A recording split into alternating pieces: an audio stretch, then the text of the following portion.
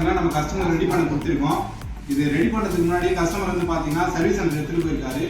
இது customer satisfies எப்படி இருக்குன்னு கேட்குறாங்க. சொல்லுங்க ப்ரோ, சர்வீஸ் சென்டரில் என்ன ரெஸ்பான்ஸ்?